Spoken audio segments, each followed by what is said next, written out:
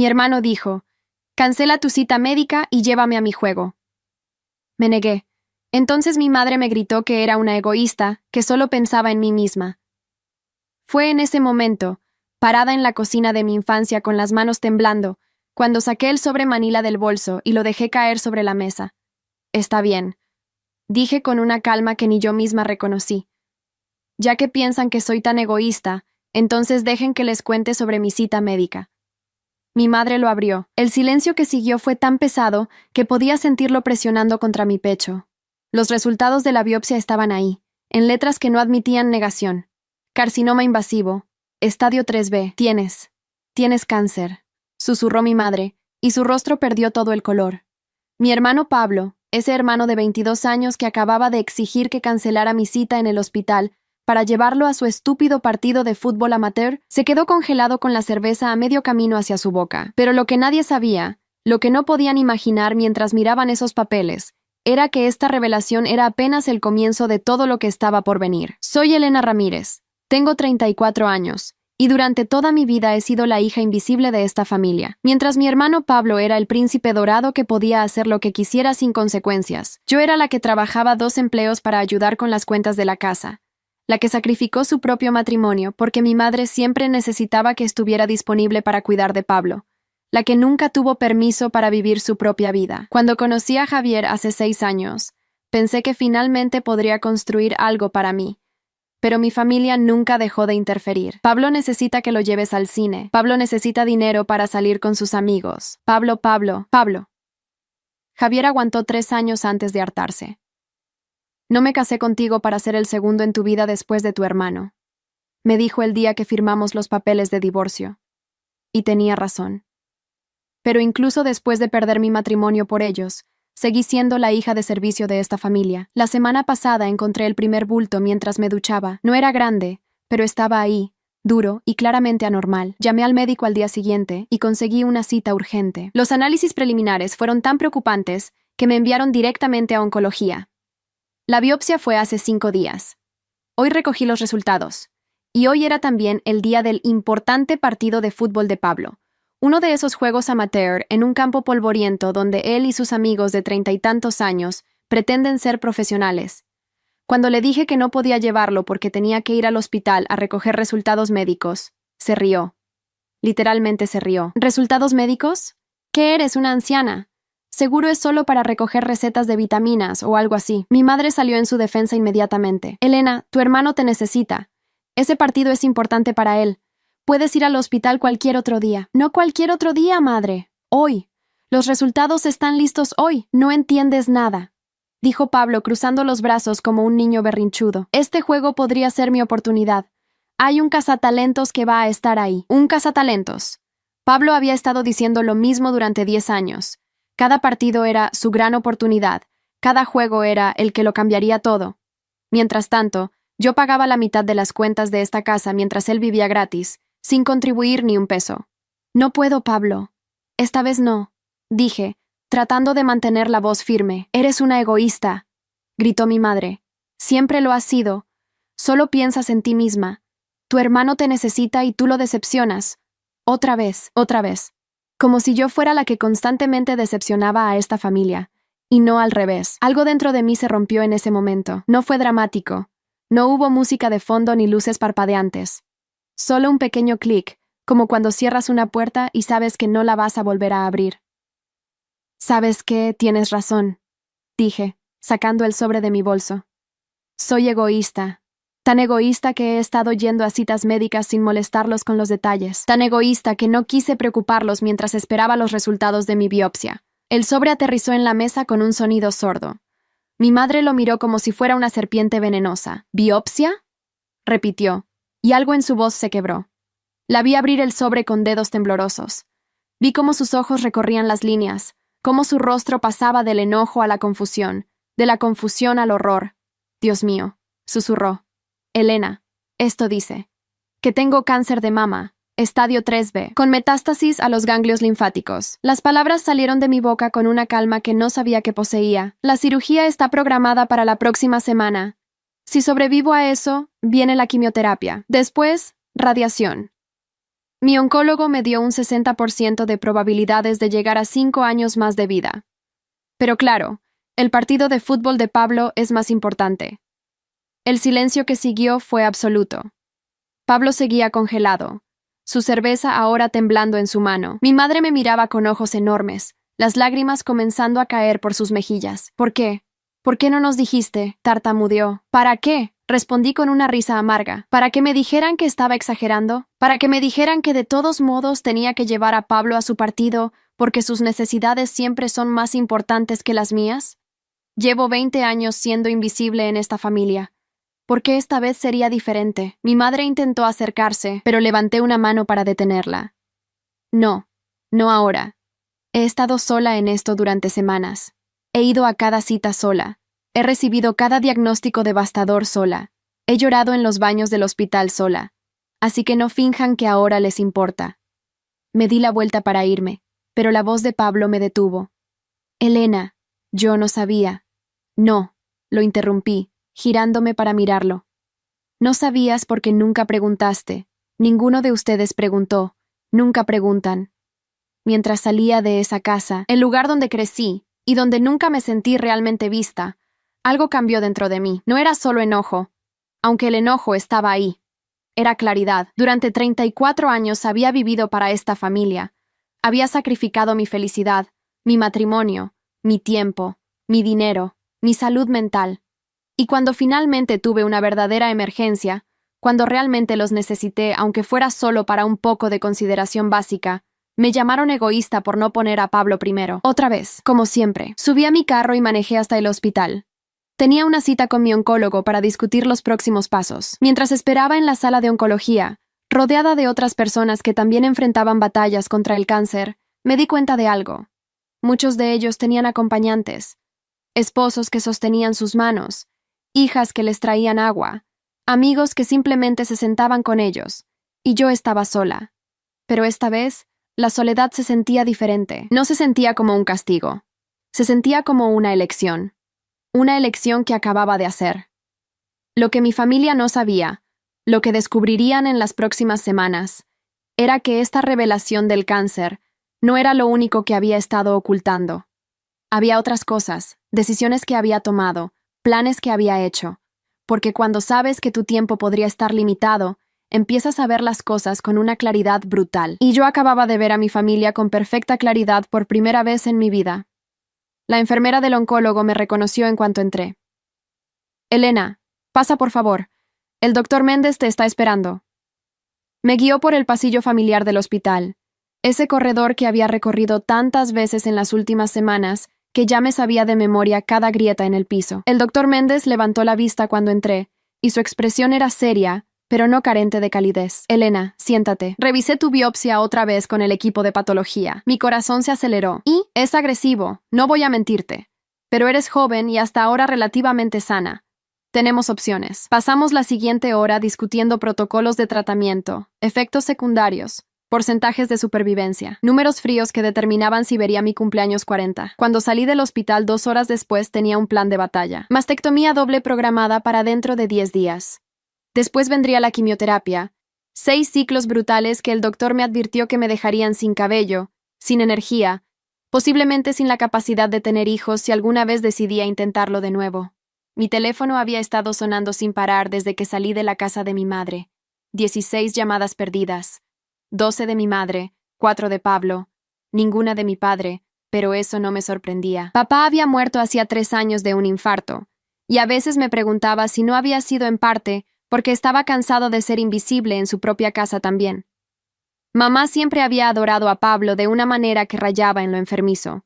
Cuando papá intentaba señalar que tal vez Pablo necesitaba aprender a ser responsable, mamá lo acusaba de no amar a su hijo. Así que papá se rindió, y yo aprendí de su ejemplo. Aprendí que en esta familia era más fácil rendirse que pelear, hasta hoy. Ignoré las llamadas y manejé hacia mi apartamento. Era pequeño, un estudio de un ambiente que había alquilado después del divorcio, pero era mío. Cada mueble, cada foto en la pared, cada planta en la ventana era una decisión que yo había tomado sin tener que consultar con nadie. Javier se había quedado con la casa que compramos juntos. Fue su compensación por los 3 años de matrimonio donde yo siempre puse a mi familia biológica primero. No puedo competir con ellos. Me había dicho la noche que empacó sus maletas. Y tú nunca vas a elegirme sobre ellos. En ese momento, lo negué. Le juré que cambiaría, pero ambos sabíamos que era mentira. No fue hasta hoy, parada en la cocina de mi madre siendo llamada egoísta por tener cáncer, que finalmente entendí lo que Javier había visto 3 años atrás. Apenas cerré la puerta de mi apartamento cuando tocaron. Fuerte, insistente. ¡Elena! ¡Elena! ¡Ábreme! ¡Sé que estás ahí! Era mi madre, por supuesto que era mi madre. Suspiré y abrí la puerta. Se veía destrozada. El maquillaje corrido, los ojos hinchados de tanto llorar, el cabello despeinado. Nunca la había visto así. Mi madre era una mujer que se enorgullecía de su apariencia, que nunca salía de casa sin estar perfectamente arreglada. Ver así me sorprendió, pero no lo suficiente como para ablandarme. ¿Qué quieres, mamá? ¿Qué quiero? Elena, tienes cáncer. Mi hija tiene cáncer y no me lo dijo. ¿Y qué diferencia habría hecho? Pregunté, bloqueando la entrada. No iba a dejarla pasar. Este era mi espacio, el único lugar donde no tenía que ser la Elena que ellos necesitaban. ¿Me habrías creído?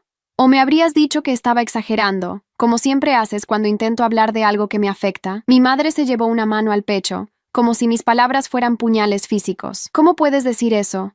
Soy tu madre. Por supuesto que me importa. Así, sentí la rabia burbujeando en mi pecho, años de resentimiento finalmente encontrando su voz. ¿Te importó cuando Javier me dejó porque yo siempre tenía que cancelar nuestros planes para cuidar de Pablo? ¿Te importó cuando perdí mi primer trabajo porque faltaba tanto para llevar a Pablo a sus cosas que me despidieron? ¿Te importó cuando cumplí 30 años y lo celebré sola porque ustedes estaban en el torneo de fútbol de Pablo? Cada pregunta era una bofetada, y vi cómo mi madre retrocedía con cada una. Elena, yo. No me di cuenta. Exacto. No te diste cuenta. Nunca te das cuenta. Porque en esta familia solo existe una persona, y ese es Pablo. Eso no es cierto, protestó débilmente, pero ambas sabíamos que era mentira, ¿no? Dime, mamá, ¿cuándo fue la última vez que me preguntaste cómo estaba? ¿La última vez que te interesaste en mi vida sin que fuera para pedirme un favor para Pablo? El silencio fue mi respuesta, exactamente lo que pensé. Elena, por favor, déjame entrar. Necesitamos hablar sobre esto, sobre el cáncer, sobre el tratamiento. Quiero ayudarte. ¿Ahora quieres ayudarme? Después de llamarme egoísta por no llevar a Pablo a su partido de fútbol el mismo día que recogí mi diagnóstico de cáncer, mi voz subió de volumen y no me importó si los vecinos escuchaban. ¿Dónde estabas cuando necesité ayuda para pagar el alquiler después del divorcio? ¿Dónde estabas cuando tuve esa gripe horrible el año pasado y pasé 4 días sin poder levantarme de la cama? Le pediste a Pablo que me llamara para ver si podía ir a buscarte al supermercado. Las lágrimas corrían libremente por el rostro de mi madre ahora. Lo siento mucho. Tienes razón en todo. He sido una madre terrible contigo. No, la corregí, sintiendo algo frío y duro instalándose en mi pecho. No fuiste una madre terrible. Simplemente no fuiste mi madre. Fuiste la madre de Pablo. Yo solo era la hermana conveniente que podía hacer todo lo que tú no querías hacer. Elena, por favor, no digas eso. Es la verdad, mamá. ¿Y sabes qué es lo peor? Que ni siquiera me di cuenta hasta hoy. Hasta que me llamaste egoísta por tener cáncer. Ese fue el momento en que finalmente vi esta familia por lo que realmente es. Mi madre intentó tomar mi mano, pero la retiré. Déjame ayudarte con la cirugía. Déjame estar ahí para ti, para que puedas sentirte mejor contigo misma. No, gracias. He estado sola en esto hasta ahora. Seguiré sola. No puedes hacer esto sola. Es una cirugía mayor. Necesitas a alguien que cuide de ti. Tenía a alguien, dije suavemente. Se llamaba Javier. Era mi esposo. Y ustedes lograron que me dejara. Cerré la puerta antes de que pudiera responder. La escuché llorar del otro lado por varios minutos antes de finalmente irse. Me dejé caer en el sofá, temblando, no de miedo o tristeza, sino de algo parecido al alivio, como cuando finalmente dejas de cargar algo pesado que has estado sosteniendo durante demasiado tiempo. Mi teléfono sonó de nuevo. Esta vez era Pablo.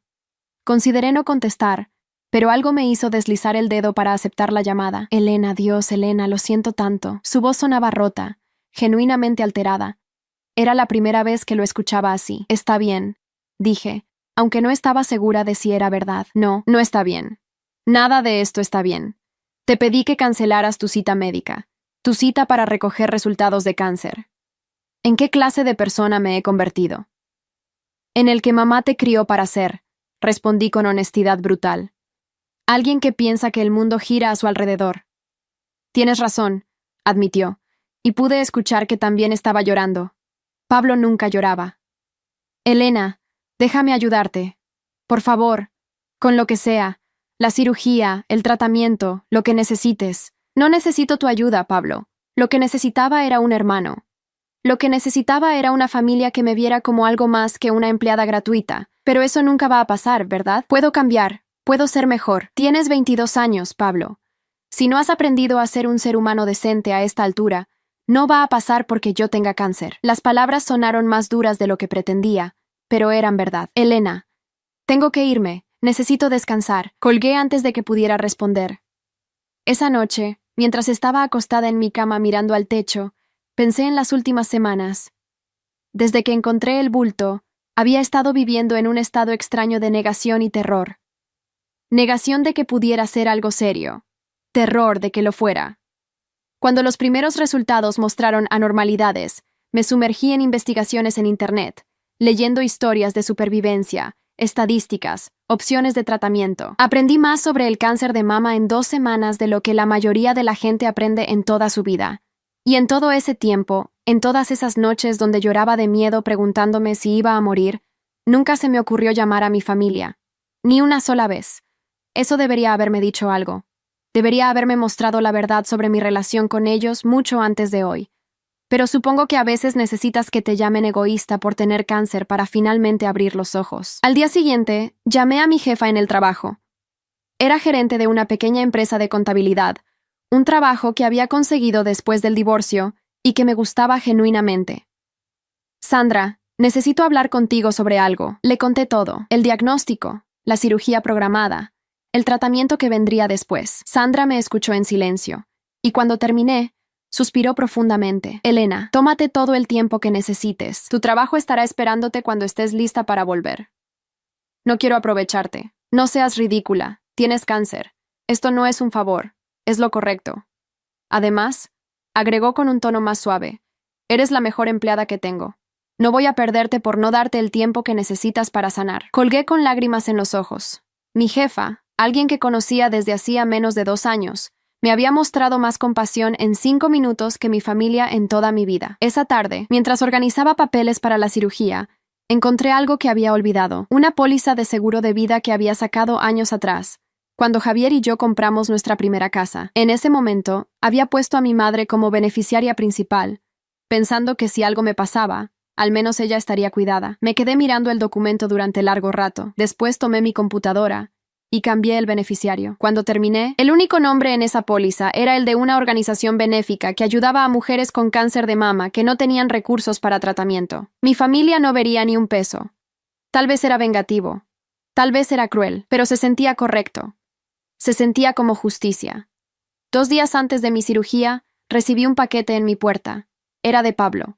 Dentro había una carta y algo envuelto en papel de seda. Desenvolví el papel primero. Era una foto enmarcada de nosotros dos cuando éramos niños. Tal vez yo tenía 8 años y él apenas 1. Estaba cargándolo, con una sonrisa enorme en mi rostro, como si fuera lo más precioso del mundo. No recordaba cuándo dejé de verlo así. Cuando mi hermano pequeño se convirtió en esta carga que resentía. La carta decía: Elena, sé que esto no arregla nada, sé que he sido el peor hermano del mundo, pero quiero que sepas que cuando eras niña, tú eras mi héroe. Todavía lo eres. Por favor, déjame estar ahí para ti ahora. No por mamá, no por obligación, porque eres mi hermana y te amo. Siempre te he amado, incluso cuando he sido demasiado egoísta para demostrarlo. Pablo, sostuve la carta con manos temblorosas.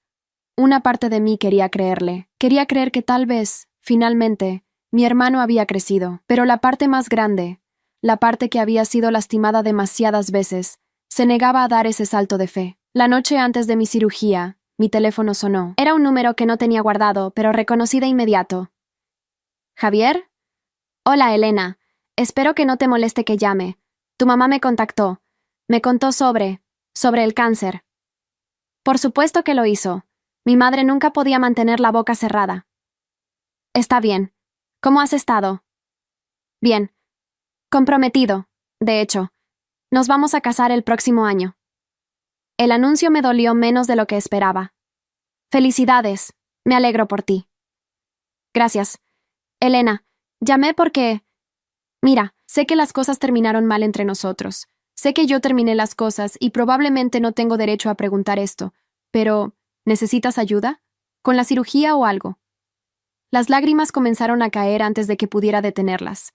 Mi ex esposo, el hombre que se fue porque me cansé de ser la segunda opción, me estaba ofreciendo ayuda cuando mi propia familia me había fallado. Gracias, Javier, de verdad, pero estaré bien. ¿Segura? Porque Paula, mi prometida, es enfermera. Podría ayudarte con el postoperatorio si necesitas. Estoy segura, mentí. Pero gracias por preguntar. Significa más de lo que sabes. Cuando colgamos, me permití llorar de verdad. No por el cáncer, aunque eso daba miedo. No por la cirugía, aunque eso también aterraba. Lloré por la familia que nunca tuve. Por el hermano que me necesitaba solo cuando yo podía hacer algo por él. Por la madre que solo me veía cuando no estaba mirando a Pablo. Por el padre que murió sin nunca haberme defendido realmente. Pero también lloré de alivio. Porque finalmente, después de 34 años, estaba lista para dejar ir. Para dejar ir la esperanza de que algún día serían diferentes. Para dejar ir la ilusión de que si tan solo trataba más fuerte, si sacrificaba un poco más, finalmente me verían. Porque la verdad era que ellos me habían mostrado quiénes eran una y otra vez. Y yo había elegido no creerles. Hasta hoy. Hasta que me llamaron egoísta por tener cáncer. Ahora finalmente les creía. Y esa creencia, por dolorosa que fuera, me liberaba. La mañana de la cirugía llegó con un amanecer gris y frío. Me desperté a las 4 de la madrugada, incapaz de seguir durmiendo. No podía comer ni beber nada desde la medianoche, y mi estómago rugía de hambre y nervios. Me duché, me vestí con ropa cómoda como me habían indicado, y revisé mi bolso del hospital una vez más. Ropa interior extra, calcetines, mi teléfono y cargador, una foto de mi padre que siempre llevaba conmigo. A las 5:30 llamé un Uber. El conductor era un hombre mayor que no hizo preguntas cuando le di la dirección del hospital. Durante el trayecto, mi teléfono vibró constantemente. Mensajes de mi madre rogando que la dejara ir conmigo.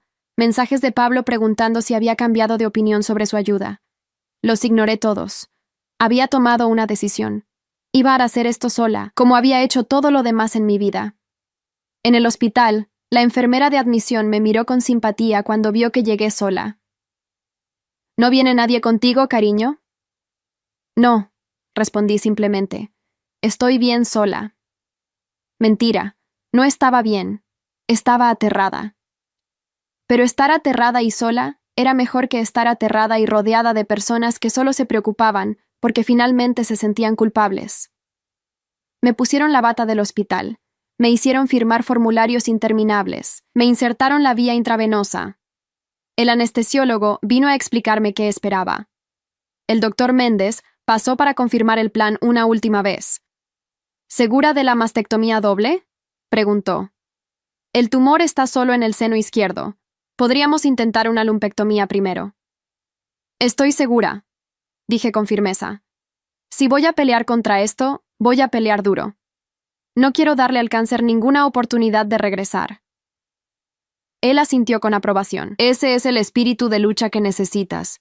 Nos vemos en quirófano, Elena. Mientras esperaba que me llevaran a cirugía, permití que mi mente divagara. Pensé en mi padre, en cómo habría manejado esto. Papá había sido un hombre callado, trabajador, que raramente hablaba de sus sentimientos. Pero a veces, cuando mamá estaba ocupada con Pablo, y yo me quedaba con él en el garaje, mientras reparaba cosas, me decía, «Mijita, a veces en la vida tienes que decidir cuánto estás dispuesta a soportar, y cuando llegas a tu límite, no hay vergüenza en alejarte».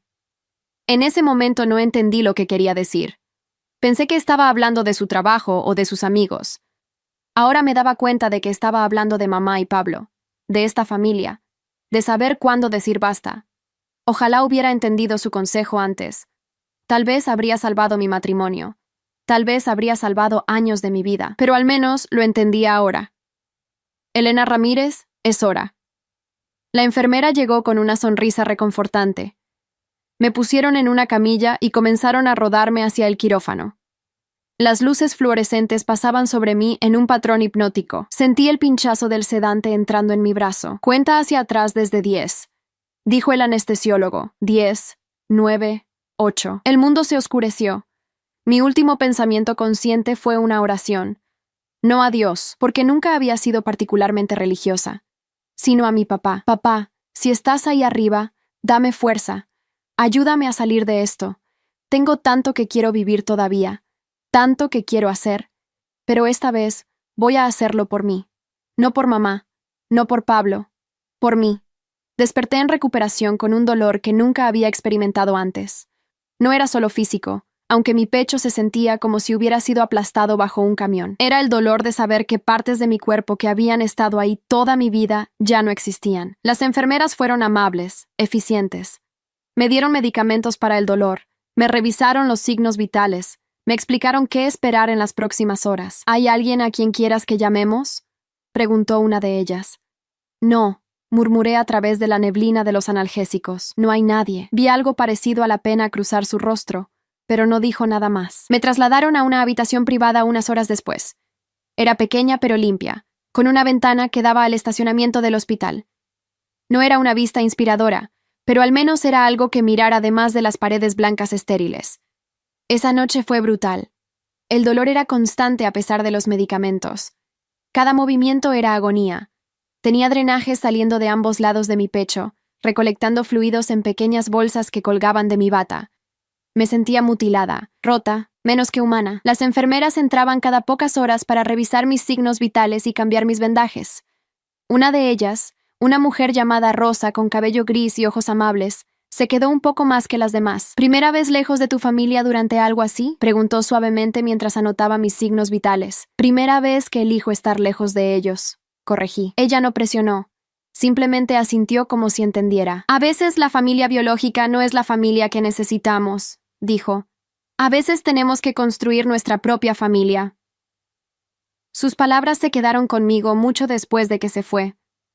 Construir mi propia familia. La idea era a la vez aterradora y liberadora. Al tercer día en el hospital, finalmente me permitieron levantarme y caminar un poco. Fue humillante necesitar ayuda para llegar al baño, para lavarme, para hacer las cosas más básicas. Pero cada día mejoraba un poco. El dolor se volvía más manejable. Los drenajes producían menos fluido.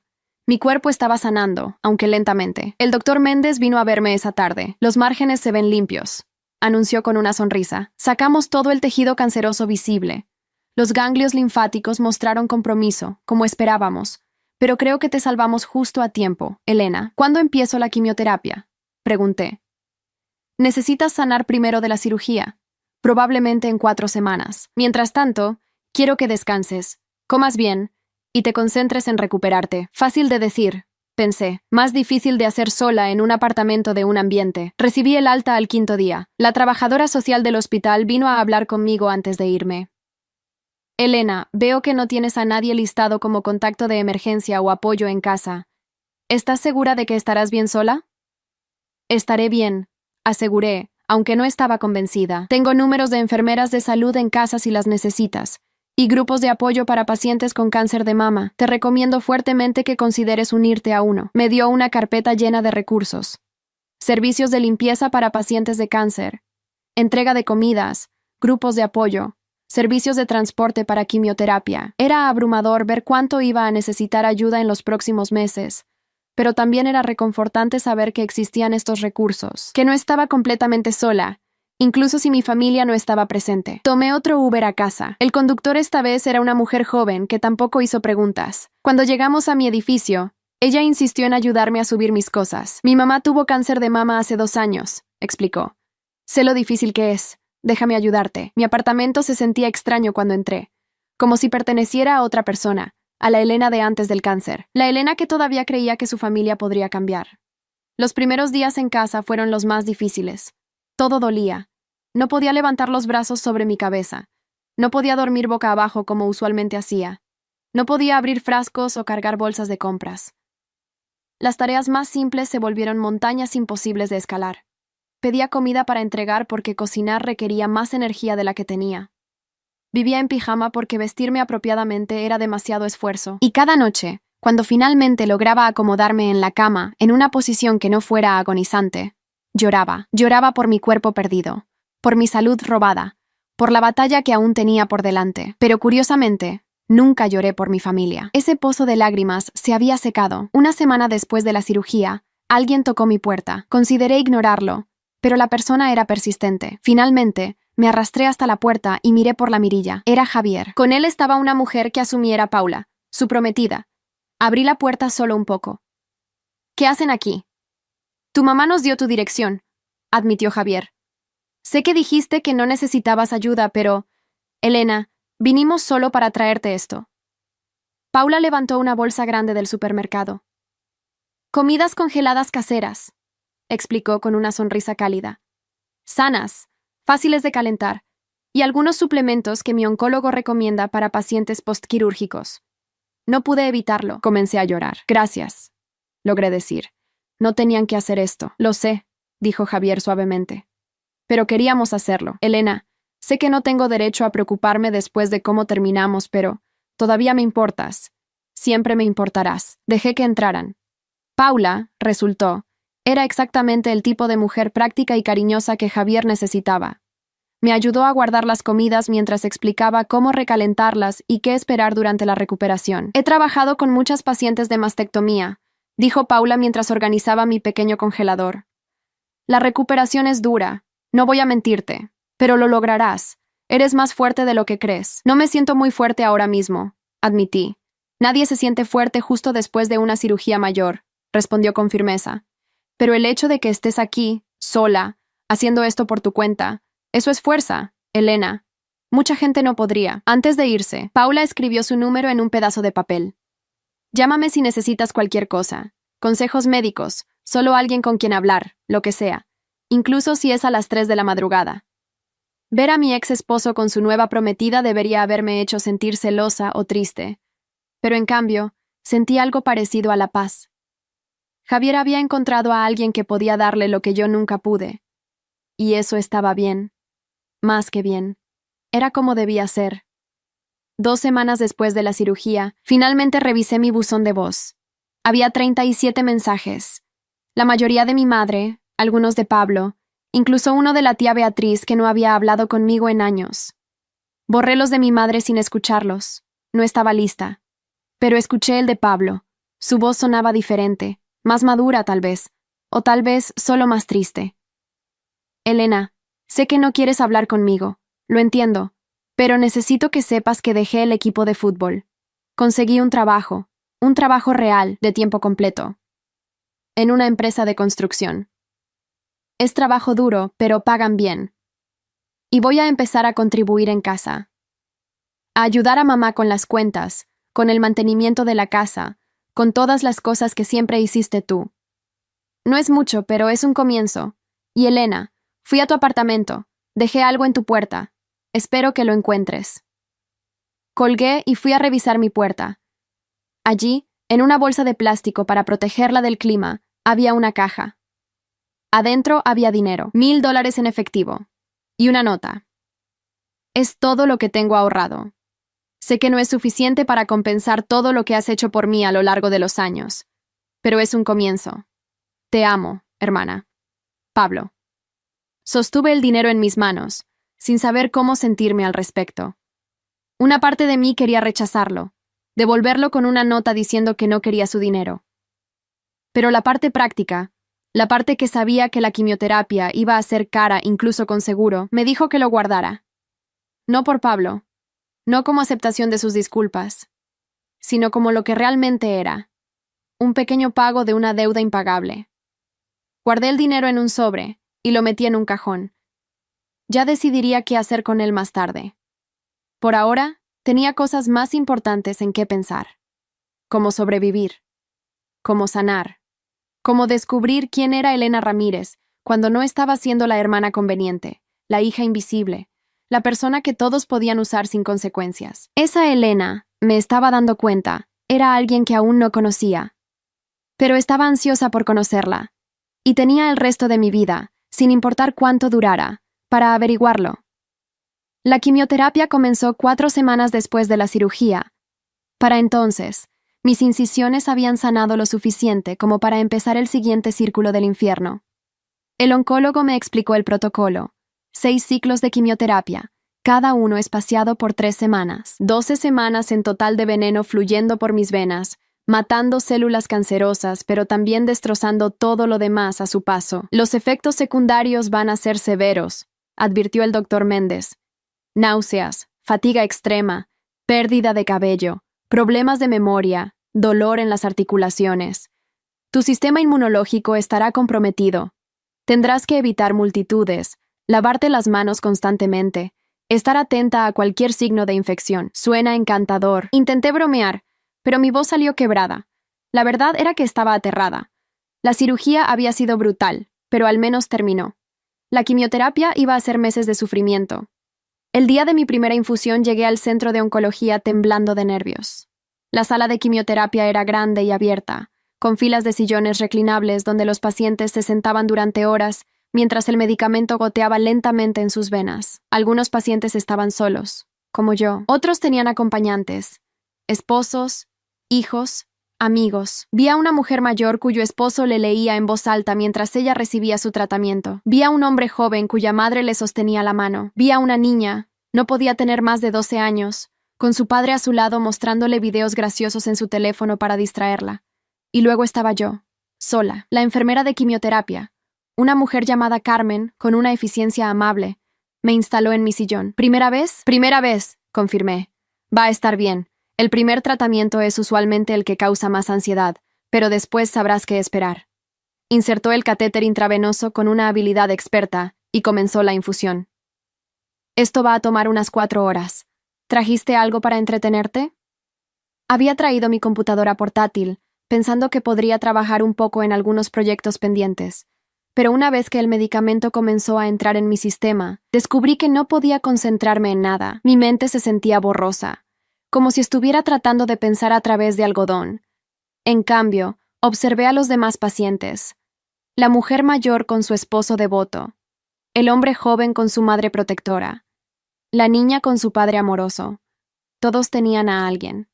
Todos excepto yo. ¿Tu primera vez? La voz vino de la mujer en el sillón junto al mío. Era de mediana edad, tal vez 50 años, con un pañuelo colorido cubriendo su cabeza calva. Sí, respondí. ¿Se nota? Ella sonrió. Todos tenemos esa mirada aterrorizada la primera vez. Soy Gabriela. Elena. Extendí mi mano libre y ella la estrechó. ¿Cuántos tratamientos llevas? Este es mi 8º.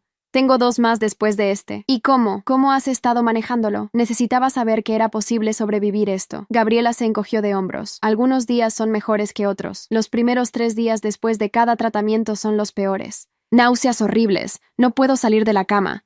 Pero después de eso, mejora un poco. Tengo tal vez una semana donde me siento casi normal antes de que empiece el siguiente ciclo. Suena terrible, murmuré. Lo es, admitió sin rodeos. Pero es temporal. Eso es lo que me digo cada vez. Esto es temporal.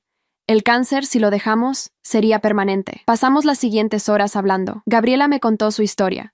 Había sido diagnosticada 6 meses atrás, después de encontrar un bulto durante un autoexamen. Como yo, había optado por una mastectomía doble. A diferencia de mí, ella tenía un esposo que la acompañaba a cada cita hasta hoy, cuando él había tenido una reunión de trabajo imposible de cancelar.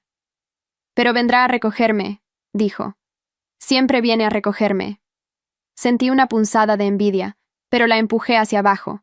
No servía de nada envidiar lo que otros tenían. Le conté mi historia también. El diagnóstico el mismo día del partido de fútbol de Pablo. La forma en que mi familia me había fallado. Mi decisión de hacer esto sola.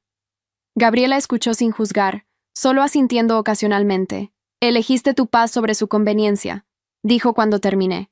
Eso requiere coraje. ¡Oh, estupidez! Respondí con una risa amarga. No seas dura contigo misma. Mira, Elena, el cáncer te muestra quién realmente está en tu esquina. Algunas personas te sorprenden gratamente, otras te decepcionan profundamente. Pero al final, lo que importa es que te presentes para ti misma. Antes de irnos ese día, Gabriela me dio su número. Llámame si necesitas hablar, especialmente después de tu 2º o 3er tratamiento, cuando realmente empiece a golpearte fuerte. Ayuda a hablar con alguien que lo entiende. Salí del centro de oncología ese día sintiéndome simultáneamente agotada y esperanzada. Tal vez no tenía a mi familia, pero tal vez estaba empezando a construir algo mejor. Una familia elegida de personas que realmente entendían. Los siguientes 3 días fueron exactamente tan horribles como Gabriela había advertido. Las náuseas eran tan intensas que no podía mantener nada dentro, ni siquiera agua. Terminé en la sala de emergencias el segundo día, deshidratada y débil. Me dieron fluidos intravenosos y medicamentos antieméticos más fuertes. Tienes que mantenerte hidratada, advirtió la doctora de emergencias. La deshidratación puede ser peligrosa durante la quimioterapia. Regresé a casa con una nueva apreciación por lo brutal que iba a ser este proceso, y con miedo renovado de cómo iba a sobrevivir 5 ciclos más de esto. Pero sobreviví, un día a la vez, una hora a la vez, a veces un minuto a la vez. La semana después del tratamiento, me sentí casi humana de nuevo. Todavía cansada, todavía un poco mareada, pero funcional. Pude volver al trabajo desde casa, haciendo un poco cada día. Pude cocinar comidas simples. Pude ducharme sin ayuda. Pequeñas victorias que antes daba por sentadas. Entonces, 2 semanas después de mi primer tratamiento, empecé a perder el cabello. Sabía que vendría. El doctor me había advertido. Pero nada te prepara realmente para la primera vez que pasas tus dedos por tu cabello y sale en mechones. Me quedé mirando el cabello en mi mano, sin poder procesar completamente que mi cuerpo se estaba cayendo a pedazos, literal pieza por pieza. Llamé a Gabriela llorando. Perdí mi cabello, sollocé. Lo siento. Sé que es vanidoso llorar por el cabello cuando estoy luchando por mi vida, pero... No es vanidoso, me interrumpió firmemente. Tu cabello es parte de tu identidad. Está bien llorar por ello. Yo lloré durante 3 días cuando perdí el mío. ¿Qué hiciste? Tomé el control de la situación. Fui al salón y me lo raparon todo. Decidí que si iba a perder mi cabello, sería en mis términos. La idea resonó conmigo. Al día siguiente, hice una cita con un estilista que se especializaba en pacientes de quimioterapia. ¿Lista?, preguntó después de que me senté en la silla. Lista, dije, aunque mi voz temblaba.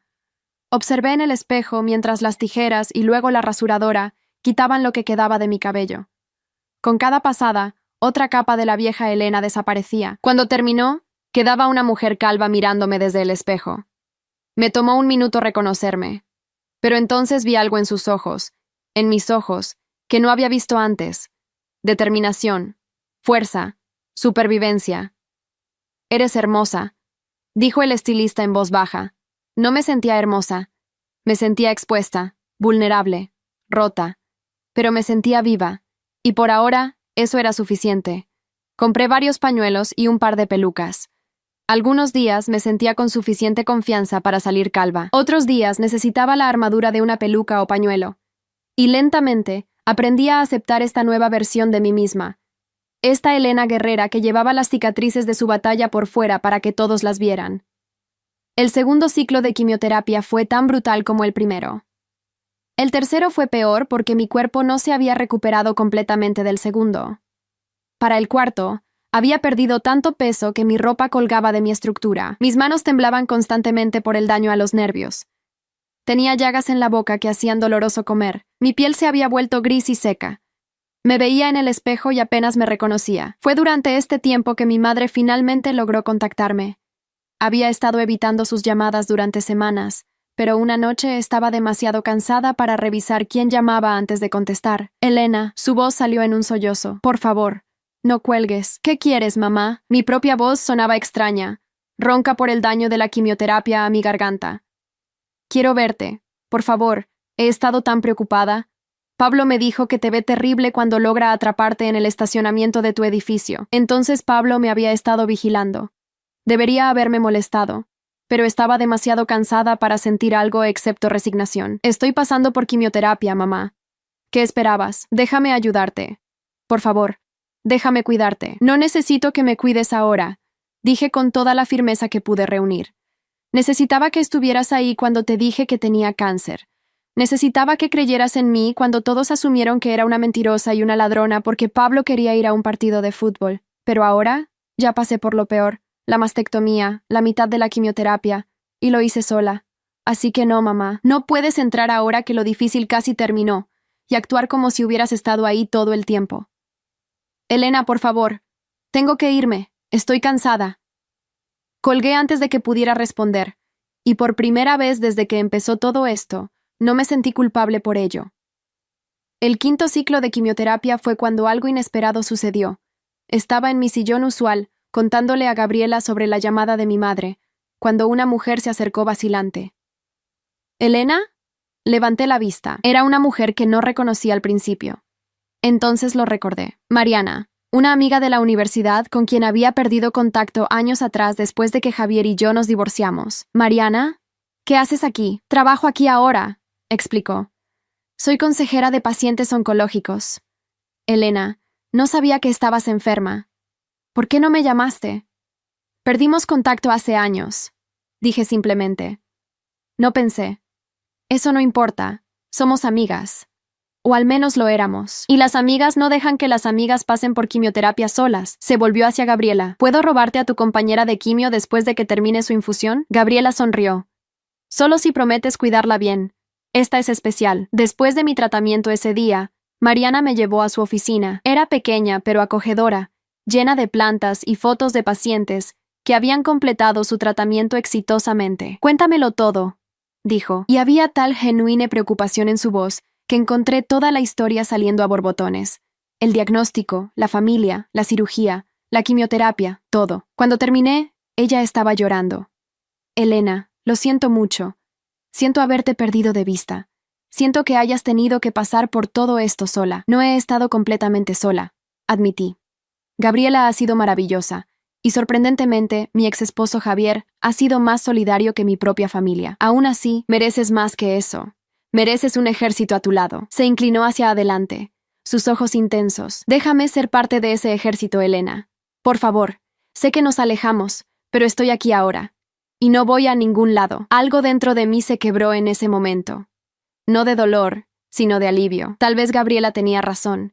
Tal vez el cáncer te mostraba quién estaba realmente en tu esquina, y mi esquina estaba empezando a llenarse, solo que no con las personas que esperaba. El sexto y último ciclo de quimioterapia llegó con una mezcla de alivio y terror. Alivio porque finalmente terminaría este infierno químico. Terror porque después vendría la radiación, y después de eso, la espera.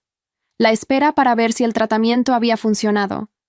La espera para ver si el cáncer regresaría. La espera que, según otros supervivientes me habían dicho, nunca realmente terminaba. Mariana había sido fiel a su palabra. Después de reconectar conmigo, se había convertido en una presencia constante. Me llevaba a mis citas cuando podía. Me traía comidas que sabía que podría mantener abajo. Se sentaba conmigo durante las noches difíciles cuando las náuseas eran tan malas que solo quería morir. Gabriela también se había convertido en más que una compañera de quimioterapia. Era una amiga, una mentora, una hermana de batalla. Ella entendía de una manera que nadie más podía. Y juntas, las dos habían construido a mi alrededor el tipo de red de apoyo que mi familia biológica nunca proporcionó. El día de mi última infusión, tanto Gabriela como Mariana estaban ahí. Última vez, dijo Carmen la enfermera con una enorme sonrisa mientras insertaba la IV. ¿Cómo te sientes? Como si hubiera corrido un maratón a través del infierno, respondí honestamente. ¿Pero orgullosa?, preguntó Gabriela. Deberías estarlo. Lo lograste, Elena. 6 ciclos de quimioterapia. Eso no es poca cosa. Lo logramos, corregí, mirando entre ella y Mariana. No habría sobrevivido esto sin ustedes. Claro que sí, dijo Mariana firmemente. Eres más fuerte de lo que crees. Pero me alegra que no tuvieras que hacerlo sola. Mientras el medicamento goteaba por última vez en mis venas, permití que me permitiera sentir algo que no había sentido en meses. Esperanza. Esperanza de que tal vez, solo tal vez, había sobrevivido lo peor. Esperanza de que tal vez vería mi cumpleaños 40 después de todo. Una semana después de mi última quimioterapia, mi madre apareció en mi puerta. No había llamado, no había enviado mensaje de texto. Solo apareció. Cuando abrí la puerta, se quedó sin aliento. Dios mío, Elena. Sé que me veía terrible, calva, esquelética, con ojeras tan profundas que parecían moretones. La quimioterapia me había reducido a un espectro de mi ser anterior. ¿Qué haces aquí, mamá? Necesitaba verte. Necesitaba. Su voz se quebró. Necesitaba asegurarme de que estabas bien. Bueno, ahora me viste. No estoy muerta. así que puedes irte. Intenté cerrar la puerta, pero ella puso su pie para bloquearla. Elena, por favor. Sé que te he fallado. Sé que todos te han fallado. Pero soy tu madre. No puedo simplemente dejarte pasar por esto sola. Ya pasé por esto sola, dije con voz plana. La cirugía, sola. 6 rondas de quimioterapia, sola. Los días donde no podía levantarme del piso del baño porque estaba tan enferma, sola. Así que no vengas ahora actuando como si tu presencia fuera algún tipo de regalo. Fui una mala madre contigo, dijo mi madre, y las lágrimas corrían por sus mejillas. Toda tu vida te traté como si fueras menos importante que Pablo. Te tomé por sentado. Asumí que siempre estarías ahí. Siempre sacrificándote. Siempre poniendo a la familia primero. Y cuando finalmente te di cuenta suficiente, cuando finalmente pediste algo para ti misma, te llamé egoísta. Elena, lo siento tanto. No hay palabras para cuánto lo siento. Había esperado este momento. Había imaginado este momento docenas de veces. En mis fantasías, mi madre venía rogando perdón, y yo la rechazaba fríamente, dándole una lección sobre consecuencias. Pero ahora que realmente estaba sucediendo, me sentía vacía. No triunfante, no vengativa, solo cansada. ¿Sabes lo que es pasar por una mastectomía doble sola?, pregunté en voz baja. ¿Despertar de la cirugía y no ver una sola cara familiar? ¿Ver a otros pacientes con sus familias sosteniendo sus manos mientras todo lo que tienes es una enfermera que está siendo pagada por estar ahí? No puedo imaginar. No, no puedes, la interrumpí. ¿Y sabes qué es lo más triste? Que ni siquiera me sorprendió. Ni por un segundo pensé en llamarte para que vinieras porque sabía que encontrarías una manera de hacer que se tratara de Pablo. O me dirías que estaba siendo dramática. O me harías sentir culpable por hacerte preocupar. Mi madre sollozaba ahora, su cuerpo entero temblando. Tienes razón en todo. Y si pudiera volver atrás y cambiar todo, lo haría. Pero no puedo. Lo único que puedo hacer es tratar de ser mejor ahora. Déjame ser mejor ahora, Elena. Por favor. Miré a esta mujer que me había dado a luz pero que nunca realmente me había visto. Esta mujer que había priorizado las necesidades de mi hermano sobre las mías cada día de mi vida. Y me di cuenta de algo. Ya no estaba enojada. Eso requería demasiada energía. Y mi energía era limitada ahora. Lo que sentía era liberación. No te odio, mamá, dije finalmente. Pero tampoco te necesito. Ya no. He construido una vida sin ti. He encontrado personas que realmente me ven, que me valoran, que aparecen para mí sin que tenga que rogar. Y esas personas son mi familia ahora. Elena, no. Déjame terminar. Levanté una mano. No voy a cerrar la puerta completamente. Si realmente quieres ser parte de mi vida, tendrás que ganártelo. No solo con palabras, sino con acciones. Acciones consistentes durante un largo tiempo. Y quiero ser clara. No te perdono. No todavía. Tal vez nunca. Pero estoy dispuesta a dar un paso pequeño a la vez y ver si puedes demostrar que has cambiado realmente. Haré cualquier cosa, dijo mi madre desesperadamente. Lo que sea. Entonces empieza yendo a terapia. Para ti, no para mí. Ve a alguien que pueda ayudarte a entender por qué priorizas a Pablo sobre todo lo demás. ¿Por qué sacrificaste tu relación conmigo por complacerlo a él? Hasta que hagas ese trabajo, nada puede cambiar realmente entre nosotros. Mi madre asintió, limpiándose las lágrimas. Lo haré, te lo prometo.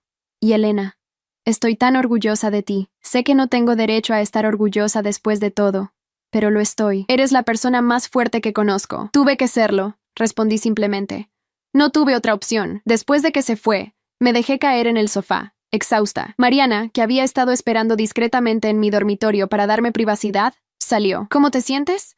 Honestamente, no sé. Aliviada, supongo, de haberlo dicho finalmente, de haber establecido límites. Mariana se sentó junto a mí. Eso fue increíblemente valiente, y estoy orgullosa de ti también. Pero a diferencia de tu madre, realmente he estado aquí.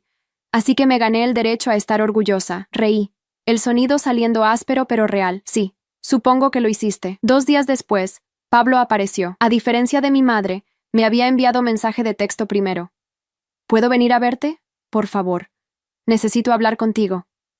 Le dije que sí, principalmente porque la curiosidad ganó sobre mi cansancio.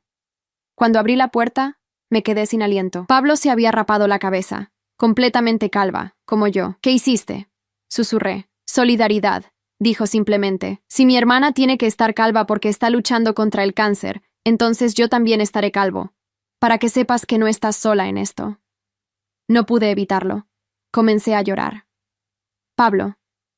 Sé que es un gesto pequeño, dijo rápidamente. Sé que no compensa los años de ser un idiota egoísta, pero es un comienzo. Y Elena, quiero que sepas que he estado yendo a terapia, como 2 veces por semana, tratando de entender por qué fui tan horrible contigo, por qué di todo por sentado. Lo dejé entrar y nos sentamos en el sofá. El terapeuta dice que tengo algo llamado síndrome del hijo dorado, explicó Pablo, jugando nerviosamente con sus manos. Básicamente, mamá me hizo creer que el mundo giraba a mi alrededor, y nunca aprendí a pensar en las necesidades de nadie más, incluyendo las de mi hermana, que literalmente pagó por mi educación y me llevó a todos lados y sacrificó su matrimonio por mí. Me alegra que lo estés viendo, dije en voz baja. Pero Pablo, reconocer el problema es solo el primer paso. Cambiar realmente tu comportamiento, eso toma años de trabajo duro. Lo sé, y estoy comprometido a hacer ese trabajo. No por ti, aunque obviamente te lo debo, sino por mí, porque tengo 22 años y apenas puedo cuidar de mí mismo. Eso es patético, y no quiero ser esa persona por el resto de mi vida. Me contó sobre su trabajo, sobre cómo estaba pagando la mitad de las cuentas de mamá ahora, sobre cómo había vendido su equipo de juegos y su guitarra cara para contribuir más. También hice algo más, dijo, sacando un sobre de su bolsillo. ¿Recuerdas esa póliza de seguro de auto que tenía? La que siempre pagabas porque nunca tenía dinero para ella. Asentí. Había pagado el seguro de auto de Pablo durante 3 años. Bueno, conseguí un trabajo con beneficios. El seguro de auto está incluido. Así que calculé cuánto pagaste por mí durante esos 3 años. Son $3,200. Está todo aquí. Empujó el sobre hacia mí. No es todo lo que te debo, ni cerca, pero es un comienzo. Miré el sobre sin tomarlo inmediatamente. ¿Por qué estás haciendo esto, Pablo? ¿Es porque me estoy muriendo y te sientes culpable? No, dijo firmemente. Bueno, sí. Parte de eso es culpa. No voy a mentir. Cuando mamá me contó sobre el cáncer, me di cuenta de que podrías morir, y la última conversación real que tuvimos fue yo exigiendo que me llevaras a un partido de fútbol estúpido. Eso me aterrorizó. Pero más que eso, me di cuenta de que no te conocía. Mi propia hermana, y no sabía nada real sobre ti. Tus películas favoritas, tu comida favorita, tus sueños, nada. Porque nunca pregunté. Nunca me importó. Y ahora te importa porque estoy enferma, señalé. Eso no es exactamente reconfortante, Pablo. Tienes razón, admitió. Y entiendo si no puedes perdonarme, si nunca puedes, pero quiero intentar conocerte de verdad. La Elena real, no solo la hermana conveniente que resuelve mis problemas. Quiero saber quién eres, qué te hace feliz, qué quieres de la vida, y quiero estar ahí para ayudarte a conseguir esas cosas, de la manera que tú estuviste ahí para mí toda mi vida sin que yo lo apreciara. Tomé el sobre finalmente. ¿Sabes qué quiero, Pablo? Quiero un hermano que aparezca sin que se lo pidan. Quiero un hermano que note cuando estoy teniendo un mal día sin que tenga que decirlo. Quiero un hermano que pelee por mí la forma en que yo siempre peleé por ti. ¿Puedes ser esa persona? No lo sé, dijo honestamente, pero voy a intentarlo con todo lo que tengo, porque mereces eso, Elena. Siempre lo mereciste. Pasamos las siguientes horas hablando realmente por primera vez en años. Le conté sobre mi matrimonio con Javier, sobre cómo había terminado, sobre el dolor de perder a alguien que amaba, porque mi familia no podía dejar de interferir. Le conté sobre Gabriela y Mariana, sobre cómo estas extrañas se habían convertido en mi verdadera familia. Le conté sobre mis miedos del cáncer, sobre las noches donde me despertaba en pánico pensando que cada dolor era el cáncer regresando. Y él escuchó.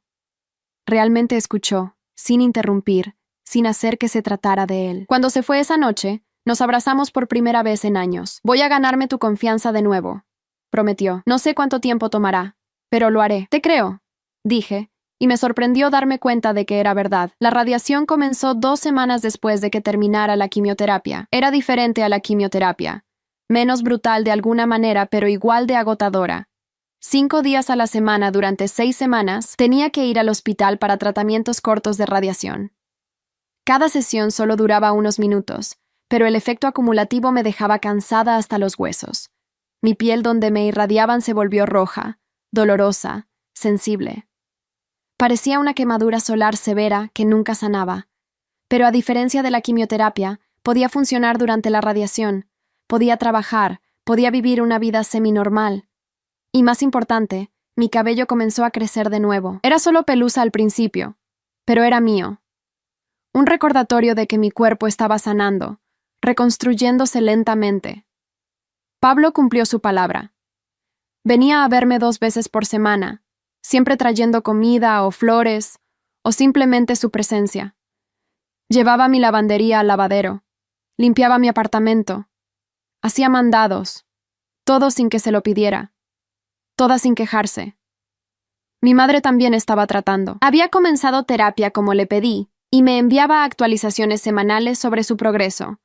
No pidió verme, respetando mi necesidad de espacio. Solo me hacía saber que estaba haciendo el trabajo. Y lentamente, muy lentamente, comencé a considerar la posibilidad de eventualmente, tal vez, dejarla entrar de nuevo a mi vida.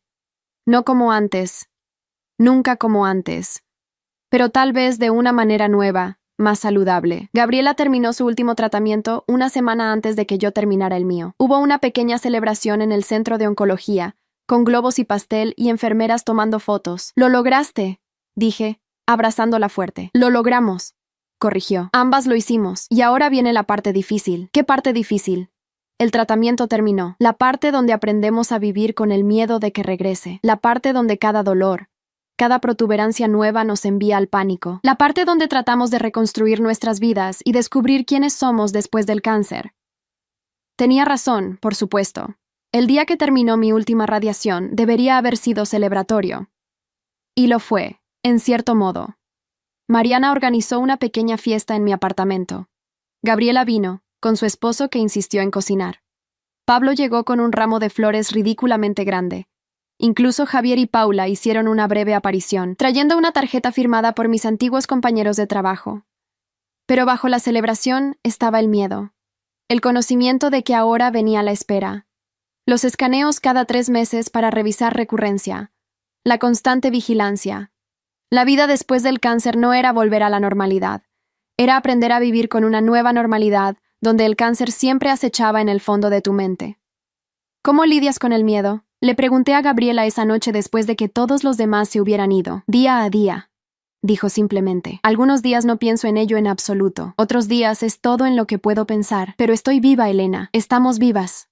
Y eso es lo que importa. 6 meses después de mi último tratamiento de radiación, estaba sentada en la oficina del Dr. Méndez, esperando los resultados de mis escaneos de seguimiento. Era el momento de la verdad. El momento que determinaría si el tratamiento había funcionado, si el cáncer se había ido, o si esta batalla apenas estaba comenzando. Mariana estaba conmigo. Había insistido en venir, y esta vez no protesté. Había aprendido a aceptar el apoyo cuando se ofrecía. ¿Nerviosa?, preguntó, tomando mi mano. Aterrorizada, admití. El doctor Méndez entró con su iPad y una sonrisa pequeña. Eso era bueno, ¿verdad? Los médicos no sonreían cuando traían malas noticias. Elena, tengo buenas noticias. Los escaneos están limpios. No hay evidencia de enfermedad. Tardé un momento en procesar las palabras. ¿Limpios? ¿Como en completamente limpios? Completamente limpios, confirmó. Por supuesto, eso no significa que estás curada. El cáncer de mama puede recurrir, y tendrás que ser monitoreada cuidadosamente durante años. Pero por ahora, estás en remisión. Remisión. La palabra más hermosa que había escuchado en mi vida. Lloré. Mariana lloró. Incluso el doctor Méndez se veía un poco húmedo en los ojos. Después de meses de batalla, meses de dolor y miedo y incertidumbre, finalmente tenía algo parecido a una victoria. Esa noche, llamé a todos los que me importaban. Gabriela gritó de alegría por el teléfono. Pablo vino inmediatamente con champán. Mi madre pidió si podía venir, y esta vez dije que sí. Cuando llegó a mi puerta, se veía diferente. Más pequeña de alguna manera, más humilde, pero también más genuina. Elena, estoy tan feliz, dijo, y las lágrimas corrían por su rostro. Tan aliviada. Yo también, mamá. La dejé abrazarme, y por primera vez en años, el abrazo se sintió real. En los meses siguientes, lentamente, comencé a reconstruir mi vida. Volví al trabajo tiempo completo. Comencé a hacer ejercicio de nuevo, aunque suavemente. Mi cabello creció más largo, más grueso que antes. Todavía no tenía pechos, y probablemente nunca optaría por la cirugía reconstructiva, pero había hecho las paces con mi nuevo cuerpo. Era un cuerpo de batalla, un cuerpo que había sobrevivido. Mi relación con Pablo continuó mejorando. No éramos perfectos, todavía teníamos desacuerdos, pero eran los desacuerdos normales de hermanos, no las dinámicas tóxicas de antes. Él había continuado con la terapia, había mantenido su trabajo, había crecido de maneras que nunca pensé posibles. ¿Sabes qué me dijo mi terapeuta la semana pasada? Marianne me dijo durante una de nuestras cenas semanales que ahora eran tradición. ¿Qué? Que a veces toma casi perder a alguien para darte cuenta de lo que realmente valen. Que casi te pierdo, Elena, y eso me despertó. Me hizo darme cuenta de qué tipo de persona quería ser. Estoy orgullosa de ti, dije. Y lo decía en serio. Nunca pensé que diría esto. Pero estoy orgullosa del hombre en que te estás convirtiendo. Sus ojos se llenaron de lágrimas. Eso significa todo para mí, más de lo que sabes. Mi relación con mi madre era más complicada. Ella había continuado con la terapia. Había hecho un esfuerzo real por cambiar, pero las heridas de una vida no se curaban en unos pocos meses. Comíamos juntas una vez por semana. Hablábamos por teléfono ocasionalmente. Era una relación, pero era diferente. Más cautelosa. Más honesta también. ¿Alguna vez me perdonarás completamente? Me preguntó durante una de nuestras cenas. Consideré la pregunta cuidadosamente. No lo sé, mamá. Honestamente, no sé. Lo que sé es que estoy dispuesta a seguir intentando, a seguir construyendo algo nuevo juntas. Tal vez eso sea suficiente por ahora. Ella asintió, aceptando la verdad de mis palabras. Es más de lo que merezco. Probablemente, concordé. Pero todos merecemos la oportunidad de crecer, de cambiar. Tú me estás dando esa oportunidad al hacer el trabajo. Yo te estoy dando esa oportunidad al no cerrar completamente la puerta. Gabriela y yo permanecimos cercanas. Habíamos pasado por el infierno juntas, y ese vínculo no se rompía fácilmente. Nos reuníamos mensualmente para café, compartiendo los altibajos de la vida después del cáncer. Mi oncólogo quiere que sea voluntaria, me dijo durante uno de nuestros encuentros. Hablando con pacientes recién diagnosticados, ¿crees que debería? Deberías, dije sin dudarlo. Fuiste eso para mí. Me diste esperanza cuando más la necesitaba. Ahora puedes hacer eso por alguien más. Ella consideró esto. ¿Qué hay de ti? ¿Alguna vez considerarías ser voluntaria? No lo había considerado antes, pero la idea resonó conmigo. Tal vez, cuando esté más lejos de mi propio tratamiento, cuando el miedo no sea tan fresco. El miedo nunca desaparece completamente, dijo Gabriela suavemente. Solo aprendes a vivir con él. Tenía razón. Cada dolor raro me enviaba al pánico. Cada nueva marca en mi piel me hacía preguntarme si el cáncer había regresado. Pero con cada escaneo limpio, con cada mes que pasaba, el miedo se hacía un poco más manejable. Un año después de mi diagnóstico, fui a visitar la tumba de mi padre. No había estado desde su funeral, demasiado consumida con mi propia vida, mi propia supervivencia. Hola, papá, dije, arrodillándome junto a su lápida. Siento no haber venido antes. Las cosas han estado complicadas. Le conté todo. El cáncer, el tratamiento, la ruptura con la familia, la lenta reconciliación. Creo que finalmente entendí lo que me estabas tratando de decir, le dije, sobre saber cuándo era suficiente, sobre alejarse cuando era necesario. Ojalá hubieras tenido el coraje de seguir tu propio consejo. Tal vez seguirías aquí. El viento sopló, haciendo susurrar las hojas de los árboles cercanos. Por un momento, pude haber jurado que era la respuesta de mi padre. Estoy viva, papá, susurré. Sobreviví y voy a vivir la vida que nunca te permitiste vivir.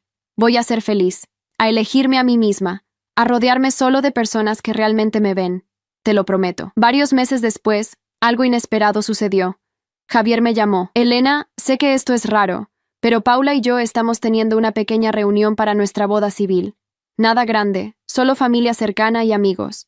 Y yo, me gustaría que estuvieras ahí, si te sientes cómoda. Me sorprendió darme cuenta de que sí me sentía cómoda con eso. Javier y yo habíamos sido importantes el uno para el otro una vez. El hecho de que nuestro matrimonio no hubiera funcionado no borraba eso. Me encantaría ir, dije. La boda fue hermosa, pequeña e íntima, exactamente lo que Javier siempre había querido. Vi cómo miraba a Paula con un amor que era completamente diferente de cómo me había mirado a mí. Más maduro, más equitativo. Están felices juntos, observó Pablo, que había venido conmigo como mi acompañante. Sí, lo están, concordé. Y eso está bien. Todos merecen encontrar su persona. ¿Tú encontrarás la tuya algún día? Preguntó. Tal vez, dije. Pero primero necesito seguir aprendiendo a ser mía, a ser completa por mi cuenta. A medida que pasaban los meses, me encontré pensando en Gabriela y su sugerencia de voluntariado. Finalmente, 18 meses después de mi diagnóstico, me contacté con el centro de oncología. Me gustaría ser voluntaria, le dije a Mariana, quien ahora coordinaba el programa de soporte de pares. Creo que estoy lista. Mi primera paciente fue una mujer llamada Sofía, de 30 años, recién diagnosticada con cáncer de mama estadio 3. Se veía aterrorizada cuando entré a su habitación del hospital el día después de su mastectomía. Hola Sofía, soy Elena. Estuve donde estás ahora hace 1 año y medio. Y vine a decirte que vas a sobrevivir esto. ¿Cómo lo sabes?, susurró, con voz quebrada. Porque no tienes otra opción, porque eres más fuerte de lo que crees, y porque no estás sola. Le conté mi historia. No la endulcoré, no pretendí que fuera fácil. Pero le di lo que Gabriela me había dado. Esperanza. Prueba viviente de que se podía sobrevivir. Cuando dejé su habitación 1 hora después, tenía lágrimas en los ojos. Gracias, dijo, por venir, por compartir tu historia. Me hiciste sentir menos asustada. Ese es el punto, dije con una sonrisa. ¿Y Sofía? Cuando atravieses esto, cuando estés del otro lado, considera hacer lo mismo por otra persona. Así es como mantenemos la esperanza viva, pasándola hacia adelante. En los meses siguientes, me reuní con más pacientes. Cada historia era diferente, pero el miedo era el mismo. El sentimiento de que tu cuerpo te había traicionado. La incertidumbre sobre el futuro. La lucha por mantener la esperanza cuando todo parecía oscuro. Y cada vez compartía mi historia, no como una promesa de que todo estaría bien, porque a veces no lo estaba, sino como prueba de que era posible sobrevivir, que la vida después del cáncer, aunque diferente, aún podía ser hermosa. 2 años después de mi diagnóstico, tuve mis escaneos de rutina. Todavía me ponían nerviosa, probablemente siempre lo harían, pero esta vez, cuando el doctor Méndez entró con los resultados, sonreía ampliamente. 2 años de remisión, Elena. Estás haciéndolo increíblemente bien. ¿Cuáles son las probabilidades ahora?, pregunté, de que se mantenga alejado. Mejoran cada año. Pero, Elena, no puedo prometerte nada. El cáncer es impredecible. Lo que puedo decirte es que estás haciendo todo bien, manteniéndote saludable, viviendo tu vida, monitoreando cuidadosamente. Sigue así. Mientras salía de su oficina ese día, me detuve en el pasillo del hospital, el mismo pasillo por el que había caminado hace 2 años, aterrorizada y sola, y me di cuenta de que ya no estaba asustada. Todavía había incertidumbre, pero ya no me paralizaba. Ya no estaba sola. Y lo más importante, había aprendido algo crucial. Había aprendido que la familia no siempre se trata de sangre. A veces se trata de las personas que eligen quedarse cuando las cosas se ponen difíciles. Mi última conversación significativa con mi familia biológica sucedió alrededor de esa marca de 2 años. Pablo había organizado una cena, algo que hacía regularmente ahora.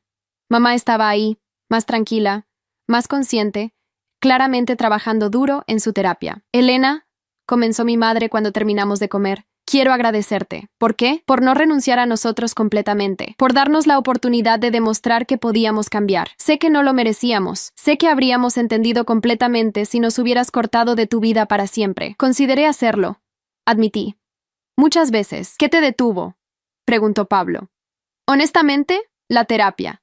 Aprender que mantener el enojo requería más energía de la que tenía, y darme cuenta de que tal vez, solo tal vez, las personas realmente pueden cambiar si quieren hacerlo lo suficiente. Lo queremos, dijo mi madre firmemente. Ambos lo hacemos. Nunca volveremos a darte por sentado, Elena. Nunca. No, concordé. No lo harán, porque ahora sé mi valor. Sé lo que merezco. Y si alguna vez vuelven a esos viejos patrones, me iré. Sin culpa, sin disculpas, sin mirar atrás. Entendido, dijo Pablo. Y no te culparíamos. Levantamos nuestras copas en un brindis, no por el pasado, que no podía ser cambiado, sino por el futuro, que aún estaba por escribirse, por la familia que éramos ahora, forjada a través del fuego y la pérdida, imperfecta, pero real. Más tarde esa noche, sola en mi apartamento, me paré frente al espejo. Mi cabello había crecido hasta mis hombros ahora, rizado de una manera que nunca había sido antes de la quimioterapia. Mi cuerpo era diferente, marcado por cicatrices y cambios. Pero era mío, este cuerpo de batalla que me había llevado a través del infierno y salió por el otro lado. Sobreviviste, le dije a mi reflejo. Sobreviviste, y ahora vas a vivir. Realmente vivir. Y eso es exactamente lo que hice. Viajé a lugares que siempre había querido ver, pero nunca me permitía porque siempre estaba ahorrando dinero para mi familia. Tomé clases de pintura, algo que me interesaba desde la infancia, pero nunca perseguí. Me permití decir no, sin explicación, cuando no quería hacer algo. Me permití decir sí a cosas solo porque me hacían feliz. Viví. Realmente, profundamente, sin disculpas, viví. Gabriela tenía razón. La vida después del cáncer no era volver a la normalidad. Era mejor. Porque era una vida vivida con la profunda comprensión de lo preciosa y frágil que era. Una vida vivida intencionalmente, rodeada solo de personas que me amaban genuinamente. Una vida donde finalmente, había elegido verme a mí misma de la manera que siempre había merecido ser vista. 3 años después del día en que mi hermano me pidió que cancelara mi cita médica para llevarlo a su partido de fútbol, me senté en el mismo café donde Gabriela y yo habíamos compartido tantas conversaciones. Ella estaba al otro lado de la mesa, radiante y saludable, celebrando 5 años de remisión. ¿Alguna vez pensaste que llegaríamos aquí?, preguntó. Honestamente, en mis momentos más oscuros, no. Pensé que el cáncer me iba a matar. O si no el cáncer, entonces la soledad. Pero no lo hizo. No, concordé. Resulta que soy más fuerte de lo que creía, y que la familia correcta te encuentra cuando más la necesitas. Brindamos con nuestros cafés, 2 supervivientes que se habían convertido en hermanas de batalla, luego en amigas de por vida. Mientras caminaba a casa esa tarde, mi teléfono sonó. Era Pablo. «Hey, hermanita, solo llamaba para ver cómo estabas». «Estoy bien», dije, y era verdad. Realmente bien, bien. Oye, ¿estás libre para cenar esta semana? No por una ocasión especial, solo, quiero pasar tiempo contigo. Sonreí. Me encantaría. Y así era ahora. Llamadas solo para ver cómo estaba, cenas sin agenda, amor sin condiciones, todo lo que siempre había querido, finalmente era mío. No porque rogué por ello, ni porque sacrifiqué todo por ello, sino porque finalmente tuve el coraje de exigir lo que merecía, o caminar si no lo recibía. El cáncer me había quitado mucho, mi salud, mi cabello, mi fertilidad, 1 año de mi vida perdido en tratamientos, pero también me había dado algo precioso. Me había dado claridad, me había mostrado quién estaba realmente en mi esquina. Me había enseñado a amarme a mí misma lo suficiente como para exigir respeto, y me había dado una segunda oportunidad en la vida, una que estaba determinada a no desperdiciar. Esa noche, mientras me preparaba para dormir, pensé en la Elena de hace 3 años, la que había puesto a todos los demás primero, la que había tragado su dolor y su enojo y su decepción porque eso era más fácil que confrontar, la que había llamado a su familia egoísta por tener cáncer. Esa Elena se había ido, y en su lugar estaba esta versión, más fuerte, más sabia, más completa. Una versión que sabía que el amor propio no era egoísmo, era supervivencia, y yo había sobrevivido.